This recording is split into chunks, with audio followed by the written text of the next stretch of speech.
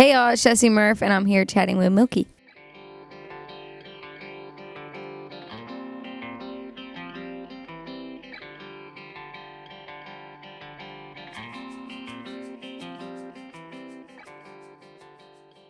I think I've always wanted to do music. Ever since I was little, it's something I've always wanted to do. I grew up in a musical household, and yeah, I've just always wanted to do it. I listen to a lot of different types of music, and I'm really inspired by a lot of different types of music. I feel like that kind of comes into my sound a little bit. I love hip-hop, and I love country, and I love, all the genres. But I think I really made it a point to be genreless because I want to be able to do, like, any type of music when I'm feeling that way, I think it also, like, some of the country stuff comes from, like, where I'm from and just, like, what I grew up around and stuff.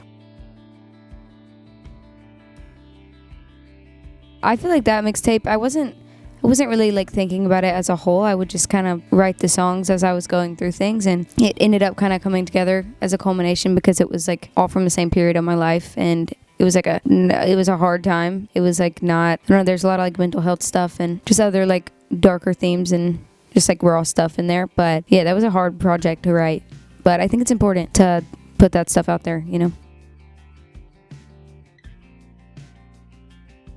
I think it goes back to the other thing of like country and hip hop. I am such a big fan of Polo G. I always have been.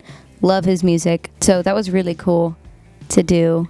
And then we got country. Well, Jelly Roll's kind of genreless, I'd say, as well. I love him. Also just the most amazing person of all time. I love him. Collabs are weird, they happen. For me, at least, I feel like specifically the Jelly Roll one happened so fast, and it wasn't even supposed to be a collab. Then it just kind of happened, which is cool. I love spontaneous stuff. I think it varies, but normally I have to be going through something to write something. It's really hard for me to just write something like if I don't feel it, which I don't know if that makes me selfish or something, but I have to be going through it to write it. That's definitely a big part of the process for me. Oh, first of all, I love Australia. I love the people here. Everybody's so nice. It's great. The highlights. I went to Bondi. I went to Bondi Beach. I used this self-tanner called Bondi Sands. That's why I said that. But it was so fun. What else? I did a shoey on stage. I loved that. Yeah, that was fun. I can't do that in the States, Dude, so important.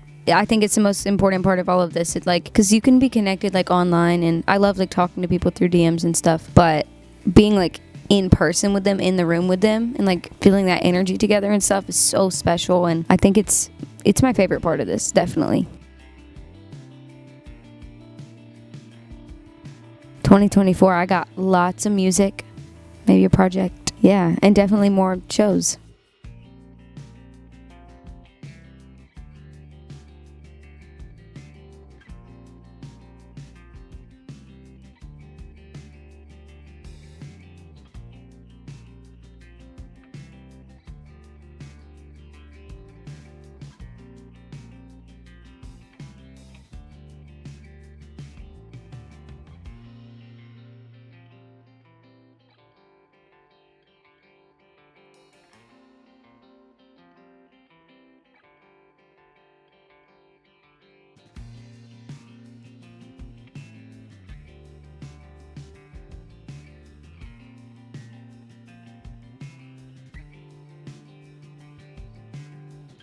Adele, Drake, and Black. Lil Baby. Probably 21 by Adele. Maybe Pulp Fiction.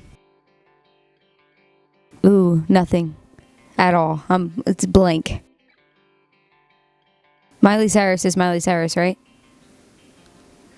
It feels wrong to like not choose her. Miley Cyrus. I'm No Good by Amy Winehouse. Chris Tomlin and the Rascal Flatts came out. I gotta give it to Drake. Probably Adele. I had a CD. Probably a Backstreet Boy. That's a good question. Maybe Bryson Tiller. Probably Paris. Ooh, Stay by Rihanna. It was a show in Meow Wolf. Where was that at? Santa Fe, New Mexico. Everybody was just, it was so emotional. And like, it was crazy. It was a small show. It was on my first tour, and everybody was just crying. It was great. I think I listened to like this like scream rap for a while. It was in my angry phase, but I really liked it. Probably Drake. Oh, to stop worrying about everything and just live life and stop stressing about things that haven't even happened yet. Probably that. Music means everything to me. I feel like everybody probably says that, but it really does. I mean, it's like what wakes me up in the morning. It's what makes me want to get up and live. So I love it. Stay by Rihanna. I think I was like, it was never a specific moment, but I used to journal about it when I was little. Like, I still have this journal where I wrote myself this contract and I made myself sign it.